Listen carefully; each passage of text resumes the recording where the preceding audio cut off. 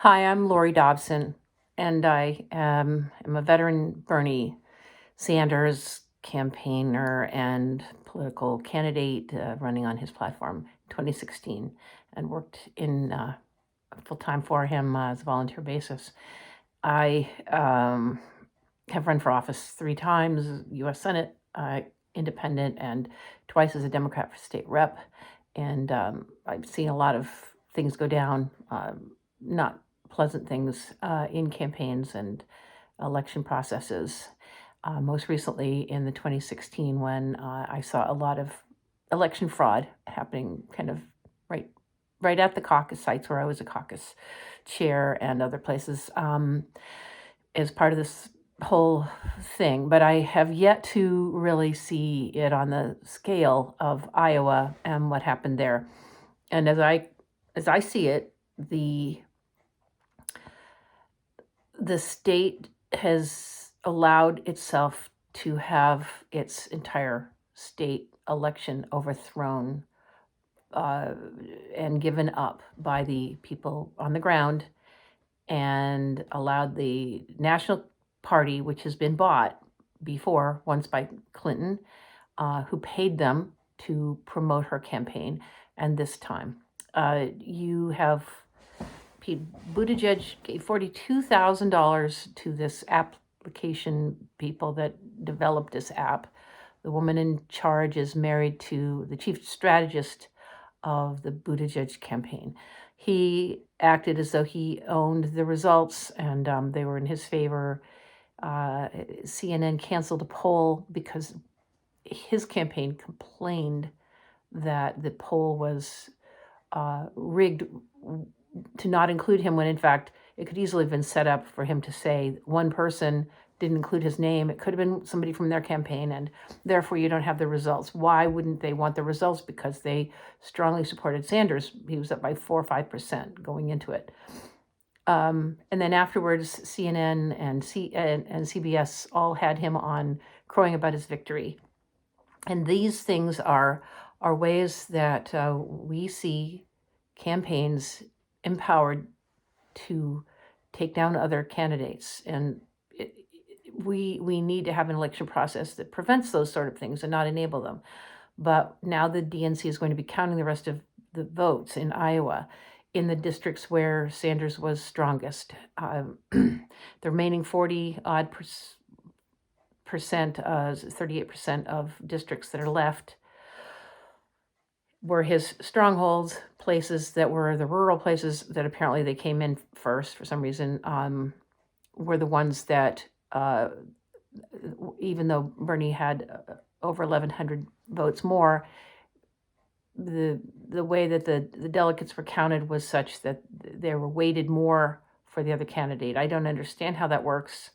It should be that our votes count, even on the local level. Your delegates should equate to the number of votes that each candidate has. And in another place in Iowa, they were tied, and another place they threw dice when Bernie was way in the lead. So you've got bad practices, but the worst practice is to halt your election and to altogether your state election and just say and throw your hands up in the air. In Iraq they have blue fingers to prove people's votes and how they voted. We 2 days out are still waiting for them, and the only reason is that it's taking so long is because they're still trying to find a way to mess with the results. Why else would they wait? Why not just show us what the hand counts are, what the paper trail calls for?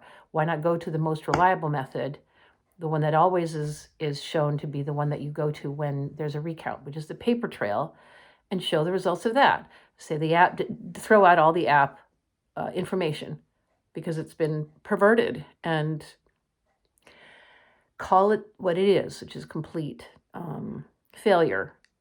And why is the Democratic National Committee coming in now to take over the results of a state when they have their own agenda run by corporate elitists in the party? They're clearly run by that at this point. Why give them the power to take over state by state? this is important of things to come across the board, not just in caucus states, but in election states too. With the, you either have an app in the caucuses, you have a voting machine in the election misbehaviors in that I've seen up close on the local level and state level with the rest of the states. So I just think that we have a huge issue in the Democratic Party that is, we've known that is there, but it's now really visible and has to be decried. It has to be called out and just smashed. We can't just sort of glide over it, call it a bad day for democracy, and move on. So this is the part of my this is the part where I say, Bernie, you failed us. He glided over the real problem, which is the corruption of the Democratic Party. That, to me, is the worst thing that came out of the results here, because we see now what Bernie is, his go-to position when he hits up against these guys. And we had hoped this time he would come out fighting and swinging and, not allowing these kinds of things. So what he's done, that we see he's done, is that he's gotten an app himself to show a different result. Okay, that's great. App to app, we're fighting app to app. What we should be doing is saying no more apps, go back to the people, go back to the paper, and if these guys if they haven't been properly trained on these apps, they're not ready for prime time and they don't count. So just throw out the apps. They didn't have people calling in when they should have. Okay, great. Then they have to call in later, but they still have their results, and those results still have to be valid. And they say the data is secure. They say they have the data. There's no reason for anybody to have to come in. The party just has to show what the results are, and they have to stand by their decisions to show what they have. Their data has to be presented by the state itself. Otherwise, the state of Iowa can validate its own information if it wasn't done by them, if it was done by the Democratic National Committee or the DLC, the Leadership Council that's, behind all this. So, Bernie, you want to be the leader. You're representing yourself as the leader going against Trump, but you have not addressed the real problem. And I just feel like, you're kind of bird dogging Trump, but over here, you're letting the party that you want us to be led by, you want us to choose the Democratic Party, and yet they're the ones that are doing all this. And all you've said is it's a bad day for democracy. You haven't called out the party in its corruption. You haven't said what they've done that's wrong and what they're doing now, which is wrong, which is taking over the state count. You have a very lackluster response to Trump. But where people are at. They're confused. They don't know what you're doing now to fight this. And you purport to be the leader that's going to take on the establishment. Well, how are you doing that now? Are you putting one of your people in?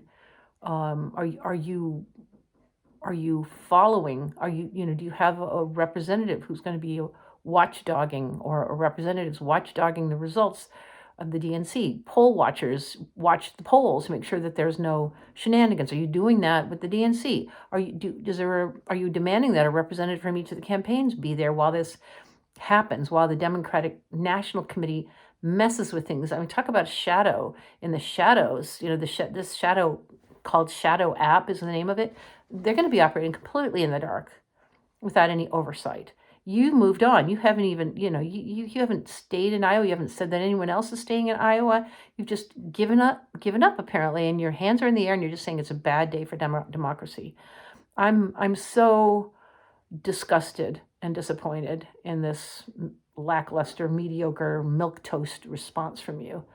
You always try to stick to the high ground, but when the battle is in the low ground, you're ahead of the battle, and you've got to find a way to convince us that you're staying in this fight and you haven't given up Iowa. If you give up on Iowa, it's emblematic of giving up on all the rest of us. You can't just think, oh, well, we have 49 more states we have to fight. This is where the Everything is evident at this point, and you have to show what you will do now.